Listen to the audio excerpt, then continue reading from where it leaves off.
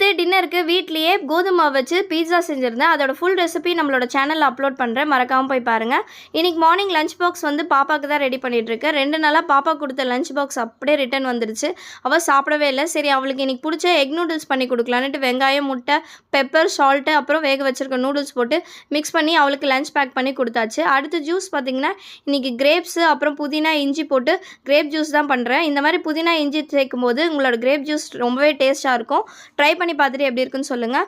கொஞ்ச நாளாகவே ஹேர் வந்து ரொம்பவே ஃபாலாக இருக்குன்ட்டு யூடியூப்பில் ஒரு ஹேர் பேக் பார்த்தேன்.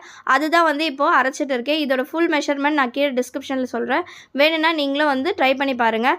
இதோட ரிசல்ட் எப்படி இருக்குன்னுட்டு நான் உங்களுக்கு ட்ரை பண்ணி பார்த்துட்டு சொல்கிறேன். அடுத்து எப்பவும் போல் லஞ்சுக்கான வேலையை ஸ்டார்ட் பண்ணிவிட்டேன். இன்றைக்கி காய்கறி எதுவுமே இல்லை. ஸோ சிம்பிளான லஞ்ச் தான்.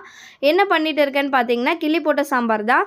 இன்றைக்கி லஞ்ச் வந்து ஒயிட் ரைஸு, அப்புறமேட்டு சுட சுட கிள்ளி போட்ட சாம்பார், அது கூடவே முட்டை ஃப்ரை, வேக வச்ச முட்டையை மிளகாத்தூள், உப்பு போட்டு